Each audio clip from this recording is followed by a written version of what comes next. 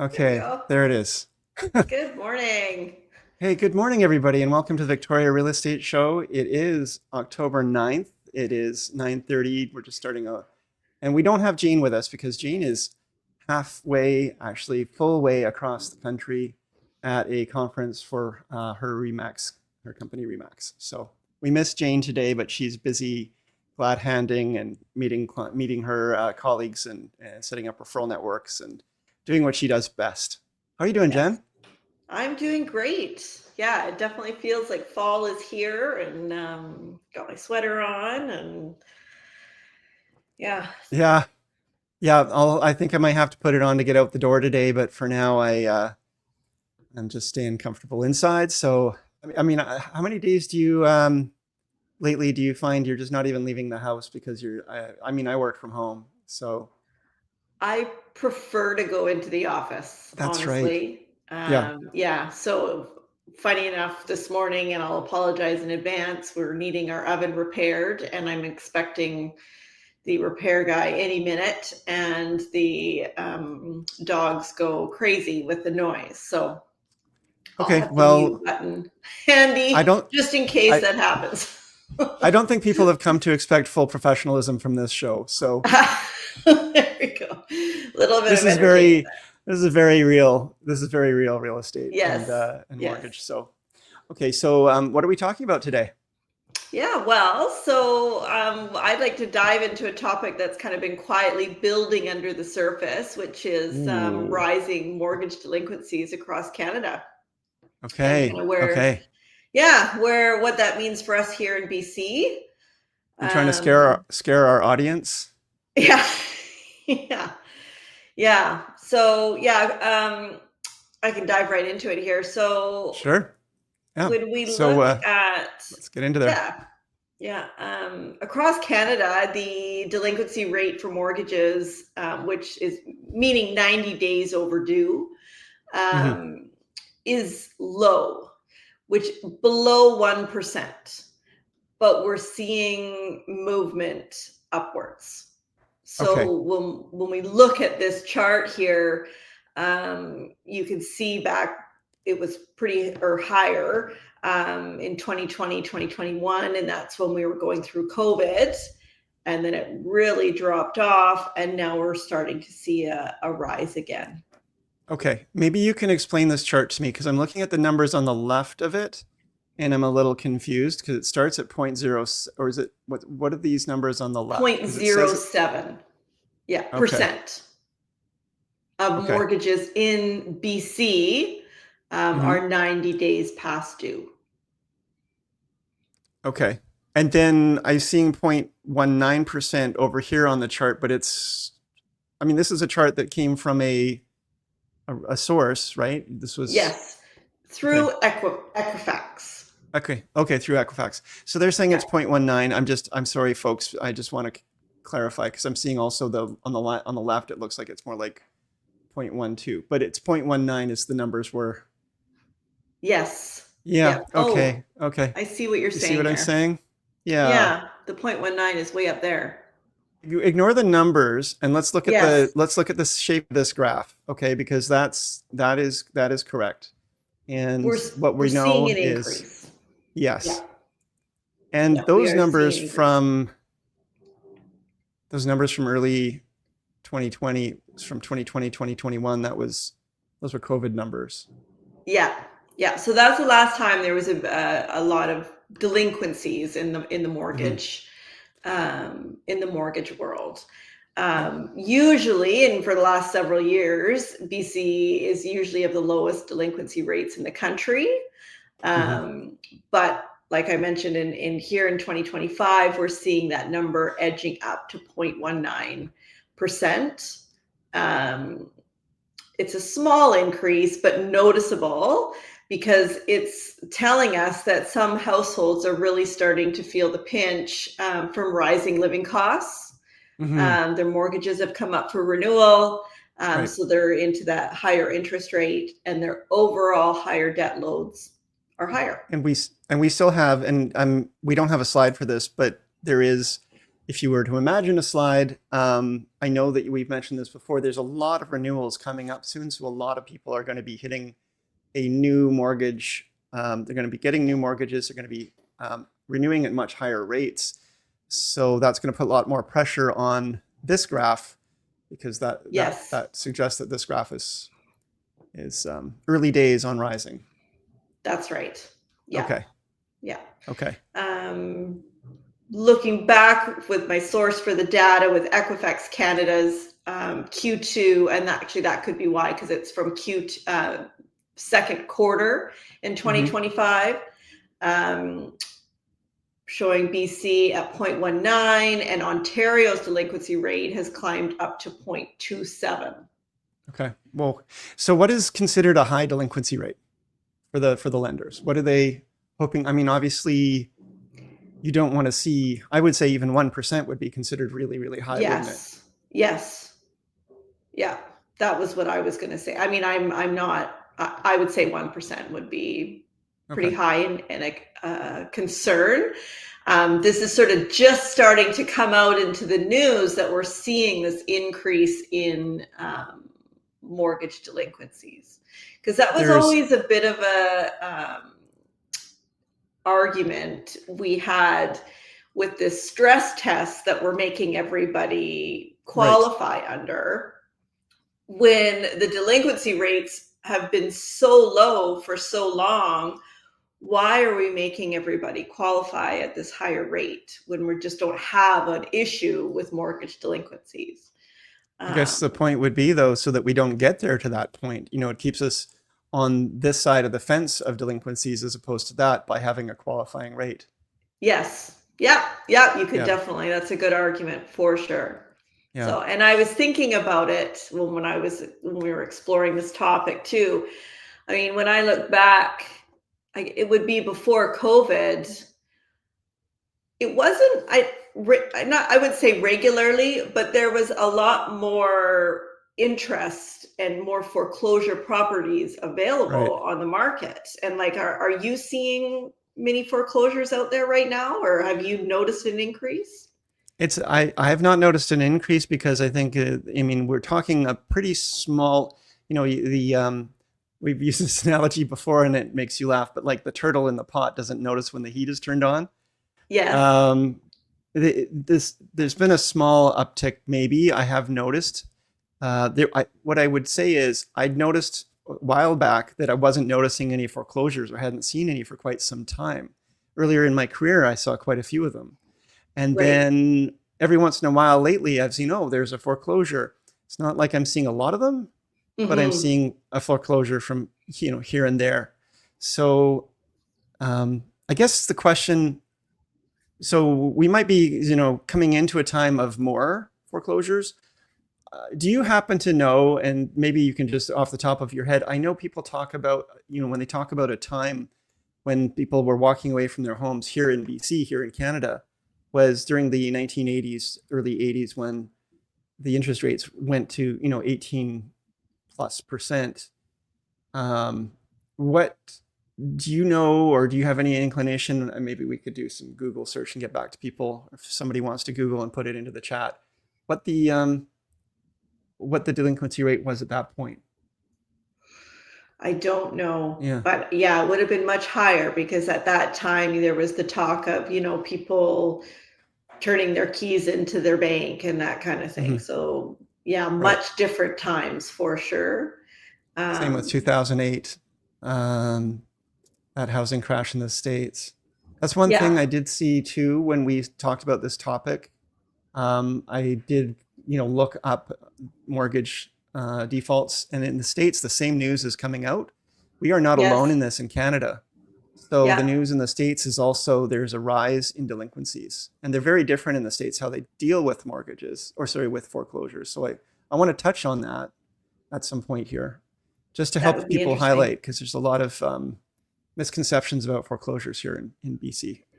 And that's a good point too. I mean, we're definitely seeing an uptick in the arrears, but our process here in Canada to get to actually having your mortgage foreclosed on, it's not a short process. It's a pretty long process.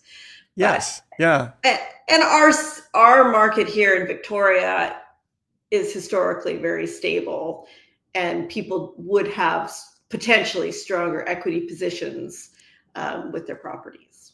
But I feel like, the stretch takes a lot longer to get to the point of breaking in yes, Victoria. At some point, if things get bad enough, we end up breaking, right? We mm-hmm. end up with a system that breaks down, and we end up with a lot of foreclosures and people who can't afford their homes. But I think we are more insulated. There's more room. There's more buffer. I guess if you could call it a shock. The shocks in the car, the system has better shocks. Yeah, yeah, Simply because values hold here better. yeah, yeah. Um, People want to live here. yeah. So I'll quickly, in the States, as I understand it, if you go into arrears on your mortgage, the bank can essentially take back the house. And I was reading briefly about something called zombie foreclosures, where people are actually, getting a notice from the bank to say, the bank's going to be taking this back. And maybe they still even have time to start paying back the home, but they know they can't. So they just actually leave the keys, walk away, and leave the home vacant. And the home just is, at risk of vagrancies and water leaks and all Mm-hmm. kinds of problems. But people are just realizing they're just going to lose their homes, they're going to go. But in Canada here, or at least in BC, as you said, there's quite a process to a foreclosure. If you miss a couple payments, the bank actually has to go to court, apply for an order, get that order to have conduct of sale. They're not actually going to own the house. All they're getting is permission to sell the house. And in the Right. meantime, at any point throughout that process, including when the sale goes to court, the owner has the chance to buy back the house, has the chance to get back into a good position. Mm-hmm. And I've seen that happen. One of my first transactions in my real estate career was a home that was under foreclosure, and the owner did actually go to court and they were able to come up with alternate financing and repay off the current mortgage and get alternate financing and get themselves back into quote square, Ah, okay. which is Well, and rare. yeah, yes. Purchasing a foreclosed property definitely comes with it some risks as well. Yes. Um, I do know in the few transactions that I've done in the past, that's a big risk there. Always an appraisal is always required on the property because sometimes the current owners can be a little bit disgruntled and can be banging Right. into the wall, doing causing damage to the property because they're frustrated. So So you're absolutely right. And so speaking of recent experiences with foreclosures, I had a client who she's got a home for sale, or she will need to sell. She inquires about properties that catch her eye, and foreclosure properties, they're not always priced at fire sale pricing, but they are they do need to sell eventually. And people see the word foreclosure, they think there might be good deal. some advantage to that. Hmm. So I have to explain to my clients repeatedly, number one, foreclosure, when you make your offer on the property, you're not guaranteed to get it. You need to make your offer. You need to remove all your conditions, put your Hmm. put your deposit down, and then you are waiting for now this offer to go to court for court approval. And at court, when it's waiting for court approval, anyone else who has an interest in that property can bring a competing offer, as long as that offer matches most of the same terms, let's say the same dates, deposit amounts, and so forth as accepted, but is a higher number. And there's some variations to this, I'm sure.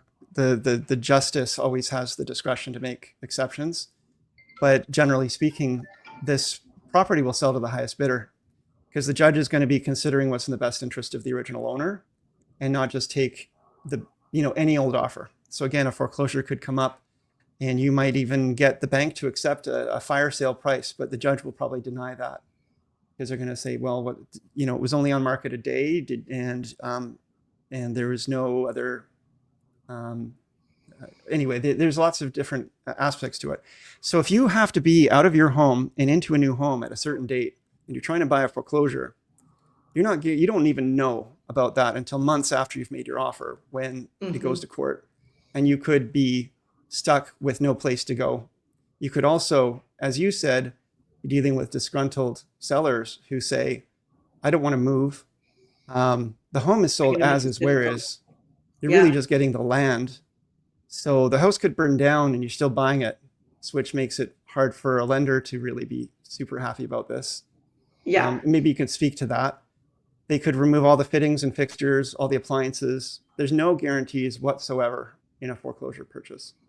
Right. So they are risky. Exactly. And there's a requirement, or when clients have inquired in the past about foreclosure properties, there's a requirement to put money out up front to get all these checks done with no guarantee that you're getting the property.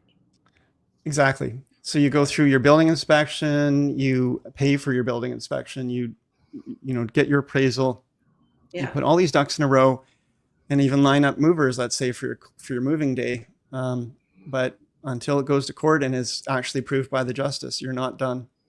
Yes. And so that court date, we don't know about the court date. And then all of a sudden, if you are the approved buyer, you're taking possession in 10 days. It's usually 10 days after. Right. So things all of a sudden then move very fast. So if you've got that flexibility and are willing to do it, then it can be a great opportunity. It can work. But yeah.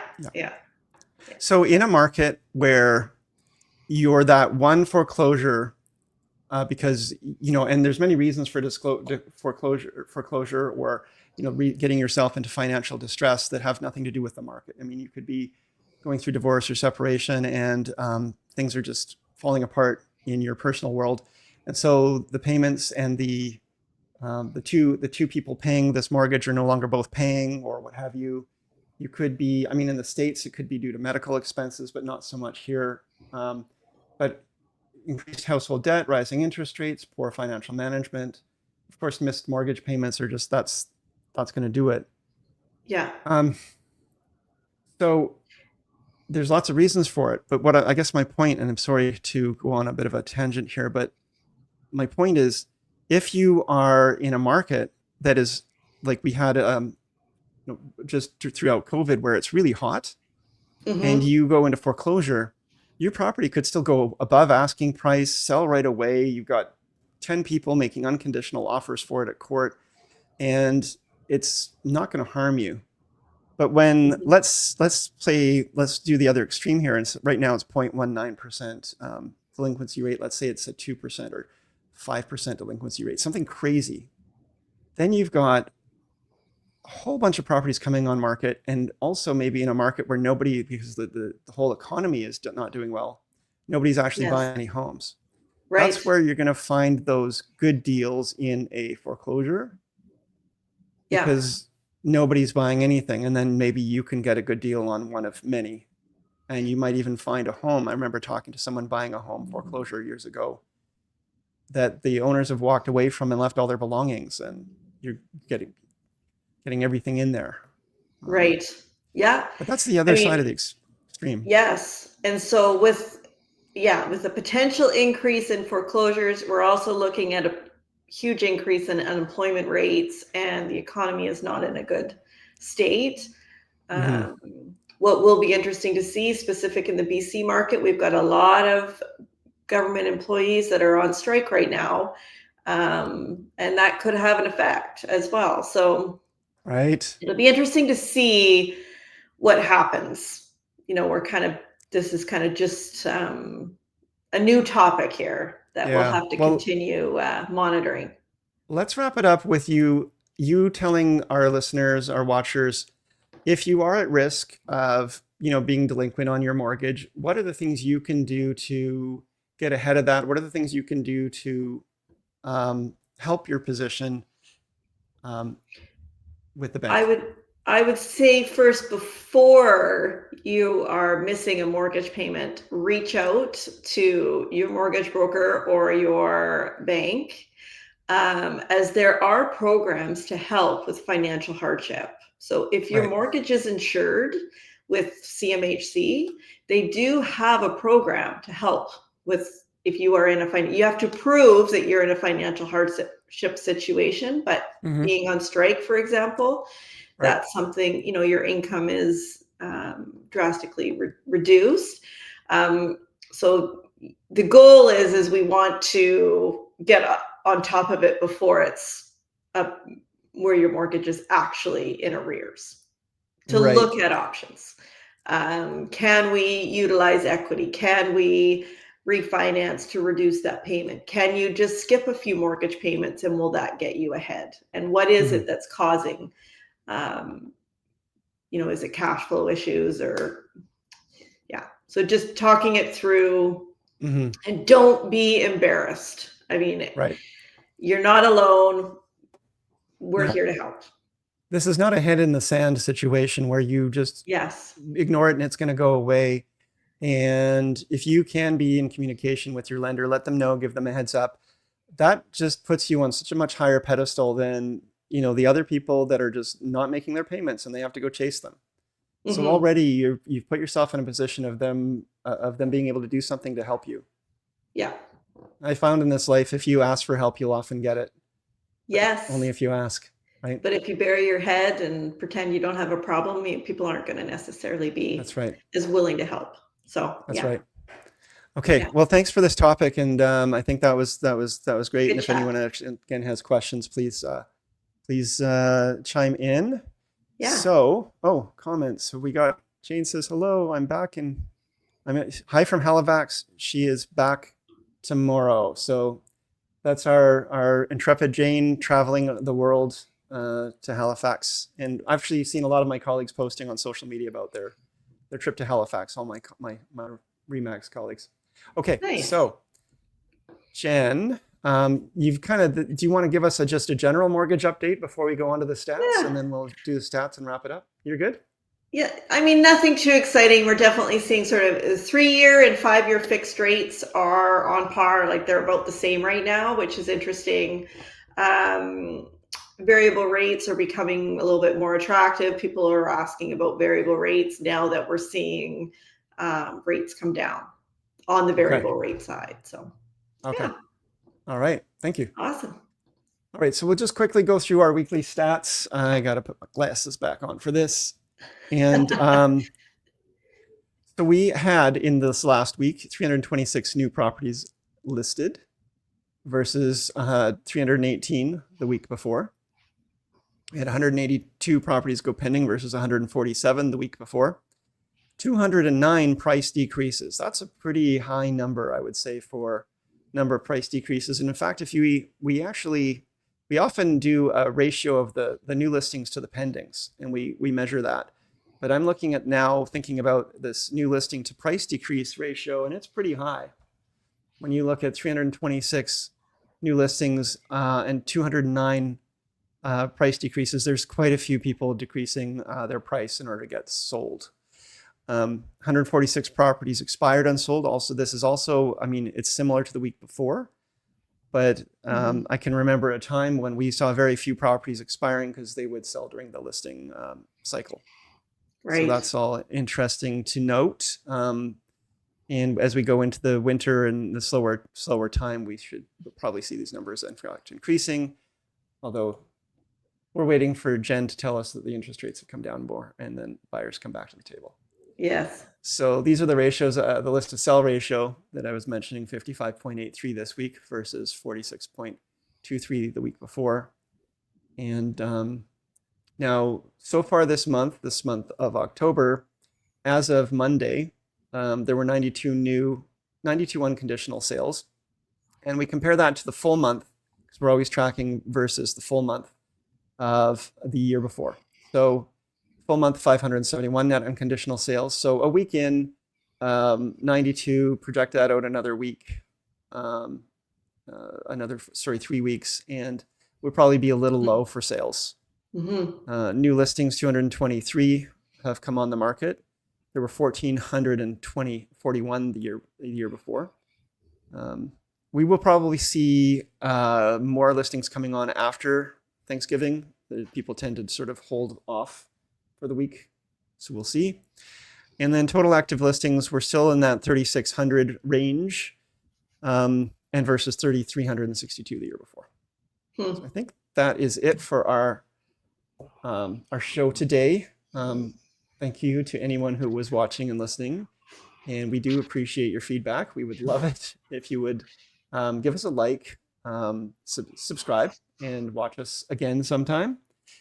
Comment and engage with us because we love that engagement. And please share if you know someone who is talking about foreclosures recently or is curious about or wants to know something more about that. And of course, they can always reach out directly to Jen or I or Jane for more information.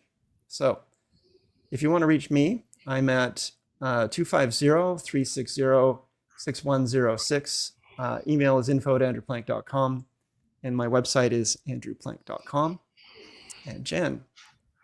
Yeah, I am at 250-217-4925. Email is jen@jenlowe.ca, and my website is jenlowe.ca. Excellent. Do you want to take Jane's? Sure. Jane is at 250-744-0775. Email jane@briarhillgroup.com. Website briarhillgroup.com, and Instagram is realtorteacher_remax_Victoria. There you go. Okay, well, thanks everybody for joining us today, and we will see you again next week. Really appreciate you taking the time to watch and listen. Good to see you, Jen. We'll see you next week. Good to see you as well. Bye, everyone. Okay. Bye, everybody.